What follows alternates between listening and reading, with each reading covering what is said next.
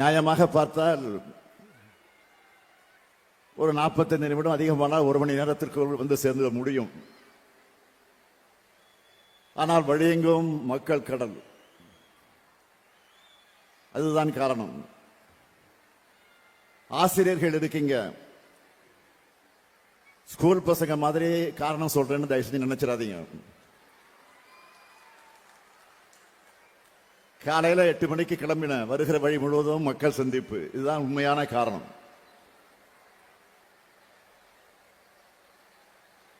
தமிழ்நாடு பெற்றோர் ஆசிரியர் கழகத்தின் சார்பில் நடைபெறும்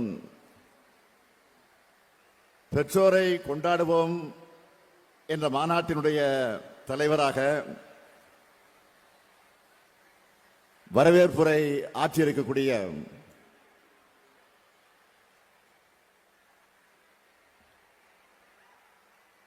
அருமை தம்பி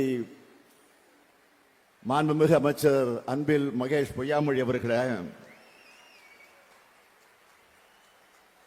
நிகழ்ச்சியில பங்கேற்று சிறப்பித்துக் கொண்டிருக்கக்கூடிய மாண்புமிகு அமைச்சர் பெருமக்கள் முனைவர் பொன்முடி அவர்களே, MRK பன்னீர்செல்வம் அவர்களே, கணேசன் அவர்களே, சிவசங்கர் அவர்களே, நாடாளுமன்ற உறுப்பினர் விஷ்ணு பிரசாத் அவர்களே, சட்டமன்ற உறுப்பினர்கள் திரு ராதாகிருஷ்ணன் அவர்களே, திரு ராஜேந்திரன் அவர்களே, திரு ஐயப்பன் அவர்களே,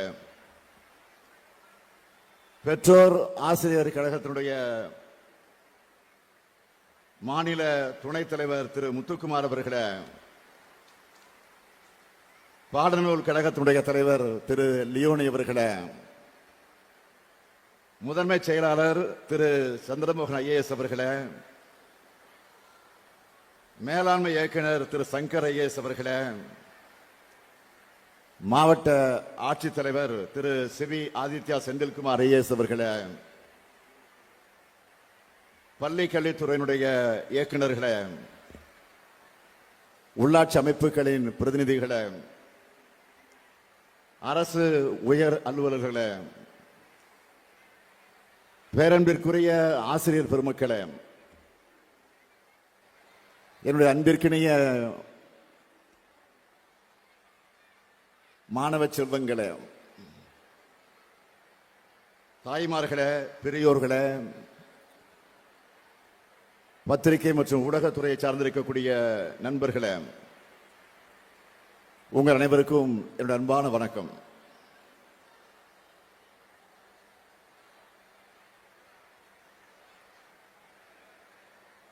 என் மனசுல இப்ப என்ன தோணுதுன்னா, இப்படியே பேசாம முகத்தையே பார்த்து கொண்டிருக்க வேண்டும் என்ற ஆசை எனக்கு வந்திருக்கு.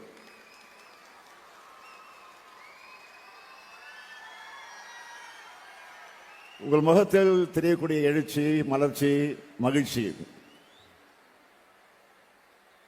இதை பார்க்கிற போது அந்த உணர்வோடு நான் உங்கள் முன்னால் நின்று கொண்டிருக்கிறேன். வருங்கால நம்பிக்கை நட்சத்திரங்களான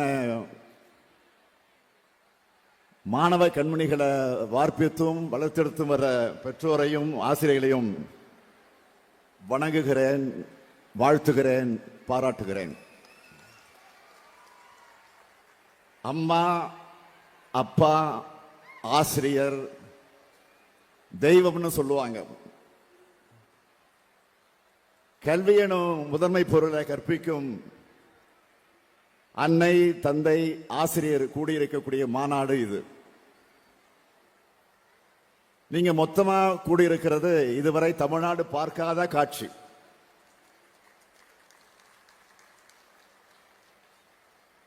ஒட்டுமொத்த நாடும் பார்த்து அதிசயிக்கிற காட்சி. இதுதான் தமிழ்நாடு. இதுதான் நம்ம மாநில கல்வி திட்டத்துடைய சிறப்பு. தமிழ்நாடு அரசு செய்கிறது எல்லாமே சாதனைகள் தான்.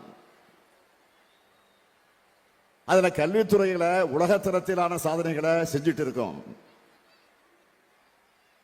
அந்த வரிசையில இதுவும் சாதனை மாநாடா அமைஞ்சிருக்கு. பெற்றோர், ஆசிரியர்கள், மாணவர்கள் 3 தரப்புகளுக்குமான கருத்துக்களை வழங்குகிற மாநாடு இது.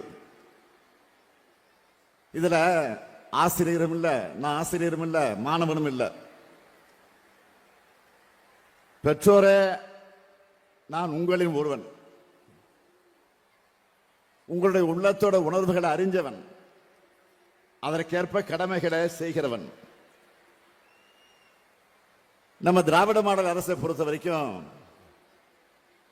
பள்ளிகளை உருவாக்கணும், மாணவர்களை சேர்த்தோம், படிக்க வச்சோம்,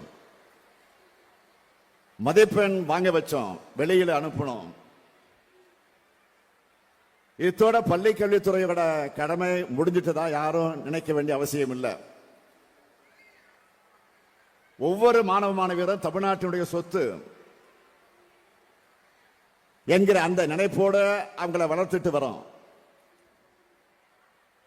இதை தன்னோட பெருங்கடமையாக கொண்டு செயல்பட்டு கொண்டிருக்கக்கூடியவர் தான் நம்முடைய மாண்புமிகு பள்ளி கல்வித்துறை அமைச்சர் அன்பில் மகேஷ் பொய்யாமொழி அவர்கள். தம்பி அன்பில் மகேஷ் பொய்யாமொழியை பொறுப்பு வைக்கக்கூடிய காலம் தமிழ்நாடு பள்ளி கல்வித்துறையுடைய பொற்காலம் அப்படின்னு போற்றத்தக்க வகையில் அவர் செயல்பட்டு வருகிறார். பள்ளி கல்வித்துறையை மகத்தான வகையில அவர் வளர்த்து வருகிறார். பள்ளி கல்வியை இந்தியாவினுடைய 2ஆம் இடத்தை நோக்கி உயர்த்தி இருக்கிறார். இல்லம் தேடி கல்வி திட்டத்தை சிறப்பாக நடத்தி காட்டினார். 10ஆம் 12ஆம் வகுப்பு மாணவர்களுடைய தேர்ச்சியை அதிகரிச்சிருக்கிறார். 80,000 ஆசிரியர்களுக்கு கை கணினிகளை வழங்கி இருக்கிறார். 22,931 ஸ்மார்ட் வகுப்பறைகளை அமைச்சிருக்கிறார். 8,209 ஹைடெக் லேபுகள் அமைச்சிருக்கிறார். கலை திருவிழாக்களை நடத்தி இருக்கிறார். போட்டிகளை வென்ற மாணவர்களை வெளிநாடுக்கு கூட்டிட்டு போயிருக்கிறார். ஏன் ஆசிரியர்களையும் வெளிநாடு பயணம் கூட்டிட்டு போனார். 234 சட்டமன்ற தொகுதிகளையும் இருக்கக்கூடிய பள்ளிக்கூடங்களை ஆய்வு செஞ்சிருக்கிறார். அதைத்தான் இங்க காணொலி காட்சியின் மூலமாக நீங்க பார்த்தீங்க. மாவட்டந்தோறும் புத்தக திருவிழாக்களை நடத்துகிறார். பன்னாட்டு புத்தக திருவிழாவை 3 ஆண்டுகளாக தொடர்ந்து நடத்தி வருகிறார். இப்படி சொல்லிக்கிட்டே போகலாம். சில நாட்களுக்கு முன்பு பாரத சாரண சாரணியர் இயக்கத்தினுடைய வைர விழாவை இந்தியாவே வைக்கக்கூடிய வகையில் நடத்தி காட்டினார். அந்த விழாவில் நான் பேசும்போது சொன்னேன், அன்பில் மகேஷனுடைய வளர்ச்சியை பார்க்கிறப்போ அவருடைய அப்பா என் ஆருயிர் நண்பன் அன்பில் பொய்யாமொழி இல்லையே என்கிற வருத்தம் எனக்கு ஒரு பக்கம் இருந்தாலும் பொய்யாமொழி இடத்திலிருந்து நான் மகிழ்ச்சி அடைகிறேன்னு நான் சொன்னேன். அந்த மகிழ்ச்சி இன்னும் அதிகரிக்கக்கூடிய விழாவா இந்த விழா அமைஞ்சிருக்கு. பெற்றோரை கொண்டாடக்கூடிய என்ற நிகழ்ச்சி பெற்றோருக்கும் ஆசிரியர்களுக்குமான நல்லுறவை உண்டாக்குவதற்கான தொடங்கப்பட்டது. பெற்றவங்களுக்கு எந்த அளவுக்கு பிள்ளைகள் மேல அக்கறை இருக்கிறதோ அதே அளவு அக்கறை இந்த அரசுக்கும் இருக்குன்னு நிரூபிக்கிற வகையில் இந்த மாநாடு நடந்து கொண்டிருக்கிறது. இந்த நிகழ்ச்சி தமிழ்நாடு மாநில பெற்றோர் ஆசிரியர் கழகத்தின் வாயிலா மதுரை, திருச்சி, தருமபுரி, கோவை, காஞ்சிபுரம், நெல்லை ஆகிய 6 மண்டலங்கள்ல வெகு சிறப்பா இதுவரை நடந்திருக்கு. இதுவரை நடந்த 6 நிகழ்ச்சிகள்ல சுமார் 1,95,000 பள்ளி பெற்றோர் ஆசிரியர் கழக உறுப்பினர்கள் கலந்து கொண்டாங்க. 7வது மாநாடாக இங்கே விருத்தாசலத்தில் நடைபெறுது. இந்த மாநாட்டுக்கு கடலூர், விழுப்புரம், திருவண்ணாமலை, பெரம்பலூர், அரியலூர், கள்ளக்குறிச்சி மற்றும் மயிலாடுதுறை ஆகிய 7 மாவட்டங்களில் இருக்கக்கூடியவர்கள் எல்லா பள்ளிகளுடைய பெற்றோர் ஆசிரியர் கழகத்திலிருந்து சுமார் 1,00,000 உறுப்பினர்களாகிய நீங்க வந்திருக்கீங்க. பெற்றோர்கள் ஒவ்வொருவரும் பல்வேறு பணிகளை இருக்கிறவங்க. அதை எல்லாத்தையும் ஒதுக்கி வச்சுட்டு எங்க அழைப்பை ஏற்று வந்திருக்கிறீங்க. வருகை தந்திருக்கக்கூடிய உங்க எல்லாருக்கும் தமிழ்நாடு அரசின் சார்பில் மனமார்ந்த நன்றியை நானும் இந்த நேரத்தில் தெரிவித்துக் கொள்ள விரும்புகிறேன். இது ஏதோ கூடி களையக்கூடிய மாநாடு இல்லை. தமிழ்நாடு அரசால மாணவர்களுக்காக நடைமுறைப்படுத்தப்பட்டு வரக்கூடிய திட்டங்களை உங்களுக்கு சொல்வதற்கான ஒரு நல் வாய்ப்பு. மாணவர்கள் உள்ளத்தில் நேர்மறை எண்ணங்கள் தோன்றி சாதனைகள் புரிவதற்கான விழிப்புணர்வையும், பெற்றோர்கள் தங்கள் குழந்தைகள் அடுத்த கட்டத்துக்கு அழைச்சிக்கிட்டு போறது மற்றும் குழந்தைகளுடைய பாதுகாப்பு சார்ந்த விழிப்புணர்வையும் இந்த மாநாட்டின் மூலமா தமிழ்நாடு பள்ளிக்கல்வித்துறை வழங்கி வருது. அரசு பள்ளிகளுக்கு பெற்றோர்கள், பள்ளியினுடைய முன்னாள் மாணவர்கள், பொதுமக்கள் எண்ணற்ற பொருட்களை நன்கொடையாக தந்து ஊக்குவிச்சுட்டு வராங்க. அரசு பள்ளிகளுக்கு இதுவரை நன்கொடை வழங்கின கொடையாளர்கள் இங்கே பாராட்டப்பட்டிருக்காங்க. பெற்றோர் ஆசிரியர் கழகம் மிக சிறப்பான பணிகளை தொய்வில்லாம செஞ்சுட்டு வருது. தமிழ்நாடு மாநில பெற்றோர் ஆசிரியர் கழகத்தின் மூலம் 10 மற்றும் 12ஆம் வகுப்பு பொதுத் தேர்வு எழுதக்கூடிய மாணவர்களுக்கு பெரிதும் பயன்படக்கூடிய வகையில் மாதிரி வினாத்தாள் மற்றும் தீர்வு புத்தகங்கள் மிக குறைந்த விலையில் அச்சிடப்பட்டு தமிழ்நாட்டில் இருக்கக்கூடிய அனைத்து மாவட்டங்களையும் தலா 2 விற்பனை மையங்கள் மூலம் விற்பனை செஞ்சுக்கிட்டு வராங்க. பொது தேர்வில் 100 விழுக்காடு தேர்ச்சி கண்டு சாதனை படைச்சிருக்கக்கூடியவர்களுக்கு 1749 அரசு உயர்நிலை மேல்நிலைப்பள்ளி தலைமை ஆசிரியர்களையும், தமிழ் பாடத்தில் 100 விழுக்காடு மதிப்பெண் பெற்று தேர்ச்சி பெற்ற 43 மாணவர்களையும் பாராட்டி மாநில பெற்றோர் ஆசிரியர் கழகம் 35 லட்சம் ரூபாய் மதிப்பீட்டில் அவங்களுக்கு ரொக்க பரிசும் கேடயமும் வழங்கப்பட்டிருக்கு. தமிழ்நாடு மாநில பெற்றோர் ஆசிரியர் கழகத்தின் மூலம் 26,60,000 ரூபாய் மதிப்பில் ஒவ்வொரு மாவட்டத்துக்கு தலா 4 அரசு உயர் மற்றும் மேல்நிலை பள்ளிகள் வீதம் மொத்தம் 152 பள்ளிகளுக்கு போர்ட்டபிள் பப்ளிக் ஆர்ட் சிஸ்டம் வழங்கிட்டு வரீங்க. அரசு தொடக்கப்பள்ளி மாணவர்கள் அமர ஒரு மாவட்டத்திற்கு 10 வட்ட மேசைகள் மற்றும் நாற்காலிகள் வீதம் 38 மாவட்டங்களுக்கு 26,60,000 மதிப்பீட்டில் வழங்குறதுக்கான பணிகள் நடைபெற்று வருது. இத உங்க கடமையா செஞ்சுட்டு வரீங்க.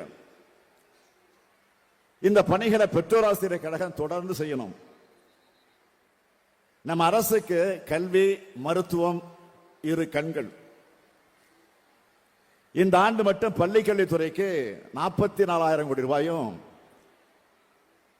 உயர்கல்வித்துறைக்கு 200 கோடி ரூபாயும் ஒதுக்கீடு செய்யப்பட்டிருக்கு. இதிலிருந்து கல்வித்துறைக்கு நாம எவ்வளவு முக்கியத்துவம் தரங்கிறது நீங்க தெளிவாக உணரலாம். அதனால தரமான கல்வி வழங்குறதுல இந்தியாவிலே தமிழ்நாடு 2வது இடத்துல இருக்கு. இதுக்கு காரணம் பள்ளிக்கல்வித்துறையால கொண்டு வரப்படுகிற பல்வேறு திட்டங்கள் தான். இதை ஒன்றிய நிதித்துறை சார்பில் வெளியிட்ட பொருளாதார ஆய்வறிக்கையே அங்கீகரிச்சிருக்கு. அனைவருக்கும் கல்வி என்ற அடிப்படையில் அந்த இலக்கை கொண்ட மையமாக கொண்டு கொரோனா காலத்தில் கற்றல் இடைவெளி குறைபாடு ஏற்பட்ட காரணத்தினால அதை மனதிலே கொண்டு உருவாக்கப்பட்டதுதான் இல்லம் தேடி கல்வி திட்டம். 38 மாவட்டங்கள்ல 1,08,000 தன்னார்வலர்களால் 30 லட்சம் மாணவர்கள் பயனடைந்தாங்க. இந்த திட்டத்துக்காக 200 கோடி ரூபாய் ஒதுக்கீடு செய்யப்பட்டுச்சு. 80,138 கல்வி மையங்கள் தொடங்கப்பட்டுச்சு. எல்லாரையும் பள்ளிகளை நோக்கி வர வைக்கக்கூடிய கல்வியில் சிறந்த திட்டமா இது தொடங்கப்பட்டுச்சு. அதன் நோக்கமாக அதை முழுமையாக நிறைவேற்றியும் காட்டினதுதான் இந்த திட்டம். புதிய செயலி மூலமா பள்ளி செல்லாத 1,80,000 88,487 குழந்தைகள் கண்டறியப்பட்டு உரிய வகுப்புல சேர்த்து பயிற்சிகளை தந்திருக்கிறோம். பள்ளிகள்ல படிக்கிற 16 லட்சம் மாணவர்கள் பயன்பெறக்கூடிய வகையில இன்னும் எழுத்து இயக்கம் தொடங்கப்பட்டிருக்கு. கல்வியில் பின்தங்கின மாவட்டங்கள்ல மாதிரி பள்ளிகள் தொடங்கப்பட்டிருக்கு. இது போன்ற பல்வேறு திட்டங்களின் மூலமா பள்ளி கல்வி செழுமை பெற்று வருது. இதையெல்லாம் சொல்றது யாரு? ஒன்றிய அரசோட அறிக்கைகள், மத்திய அரசினுடைய அறிக்கைகள், ஒன்றிய அரசினுடைய அறிக்கைகள். ஒன்றிய அரசோட பொருளாதார ஆய்வறிக்கையில தமிழ்நாட்டினுடைய கல்வி தரத்தை மனதார பாராட்டி இருக்காங்க. ஒரு பக்கம் நம்மை பாராட்டினாலும் இன்னொரு பக்கம் தமிழ்நாட்டுக்கு தர வேண்டிய நிதியை தர மறுக்கிறாங்க. ஒன்றிய அரசு 2152 கோடி ரூபாயை தமிழ்நாட்டுக்கு தராம நிறுத்தி வச்சிருக்காங்க. இது 43 லட்சம் பள்ளி குழந்தைகளுடைய நலனுக்காக செலவு செய்ய வேண்டிய தொகை. தேசிய கல்விக் கொள்கையை ஏத்துக்கலன்னு தமிழ்நாட்டுக்கு தர வேண்டிய நிதியை தர மறுக்கிறாங்க. தேசிய கல்விக் கொள்கை என்பது சமூக நிதிக்கு வேட்டு வைக்கிற கொள்கை, தமிழுக்கு வேட்டு வைக்கிற கொள்கை, தமிழர்களுக்கு, தமிழ்நாட்டுக்கு, தமிழ் மக்களுக்கெல்லாம் வேட்டு வைக்கிற கொள்கை. நம்ம குழந்தைகளின் எதிர்காலத்துக்கு இது ஆபத்து. எந்த மொழிக்கும் தனிப்பட்ட முறையில் நாம எதிரிகள் இல்லை. ஆனா எந்த மொழியை திணிக்க நினைச்சாலும் அந்த திணிப்பை எப்பவும் நாங்கள் எதிர்ப்போம், அதுல உறுதியாக இருப்போம். இந்திய திணிக்கிறாங்க என்ற ஒரே காரணத்துக்காக மட்டுமே நாம தேசிய கல்விக் கொள்கையை எதிர்க்கல. மாணவர்களை பள்ளிக்கூடங்களில் இருந்து விரட்டுகிற கொள்கை அது. பள்ளிக்கூடத்தை விட்டு துரத்துகிற கொள்கை அது. அதை பெற்றோர்களுக்கு, ஆசிரியர்களுக்கும் உணர்த்தி இருக்கிறோம், தொடர்ந்து உணர்த்துவோம். ஒன்றிய அரசின் கொள்கையால என்னென்ன பாதிப்பு வரும் என்பதை சிலவற்றை மட்டும் சொல்றேன். நாம கடைபிடிக்கிற சமூக நீதி கொள்கையை நீர்த்து போக செய்வது, பட்டியலின, பழங்குடியின, இதர பிற்படுத்தப்பட்ட மக்களுக்கு இப்ப உதவி தொகை தர்றோம். இத ஒன்றிய அரசின் திட்டம் மறுக்குது. 3ஆம் வகுப்புல பொது தேர்வு, 5ஆம் வகுப்புல பொது தேர்வு, 8ஆம் வகுப்புல பொது தேர்வுன்னு வச்சு பிள்ளைகளை வடிகட்ட பார்க்கிறாங்க. 9ஆம் வகுப்பு முதல் 12ஆம் வகுப்பு வரை செமஸ்டர் தேர்வு முறையை கொண்டு வர போறாங்க. அதாவது ஆல் இண்டியா எக்ஸாம் போல நடக்கும். உங்கள் மகனோ மகளோ 12ஆம் வகுப்பு முடிச்சுட்டு விரும்பின கல்லூரியில விரும்பின பாடத்துல உடனே போய் சேர முடியாது. இப்ப மருத்துவக் கல்லூரியில் சேர நீட் தேர்வு வைக்கிறது போல பொறியியல் படிப்புக்கும் ஆர்ட்ஸ் காலேஜுக்கும் தேர்வு வச்சுதான் எடுப்பாங்க. இதை அந்த கல்லூரி நடத்தாது, தேசிய அளவில் தேர்வு ஏஜென்சி தான் நடத்தும். இதை விட கூடும் என்ன தெரியுமா? 10ஆம் வகுப்பு முதல் பட்டப்படிப்பு வர படிப்பை தொடர விரும்பாத மாணவர்கள் அவங்களாகவே வெளியேறலாம்னா சொல்றாங்க. நான் கேட்கிறேன், இப்படி சொல்றத படிக்காம போ அப்படின்னு விரட்டுறதுக்கு சமமா இல்லையா? 6ஆம் வகுப்பு முதல் தொழில் கல்விங்கிற பேர்ல குலக்கல்வி திட்டத்தை அறிமுகப்படுத்த போறாங்க. குலத்தொழில், ஜாதி தொழில், மனுநீதி சொல்ற அநீதியை தொடராம படிச்சு முன்னேற நினைக்கிறவங்களை மீண்டும் அதை நோக்கி தள்ள பார்க்கிறாங்க. இதையெல்லாம் பார்த்து தான் தேசிய கல்விக் கொள்கையை ஏற்க மாட்டோம்னு உறுதியா சொல்றோம். இந்த திட்டத்தில் கையெழுத்து போட்டாதான் 2000 கோடி ரூபாய் கிடைக்கும். 10,000 கோடி ரூபாய் பணம் கிடைக்கும் சொன்னாலும் நாங்கள் கையெழுத்து போட மாட்டோம்.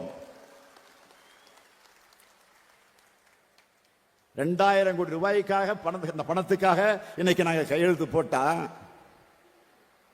என்ன ஆகும்? கொஞ்சம் சிந்திச்சு பாருங்க.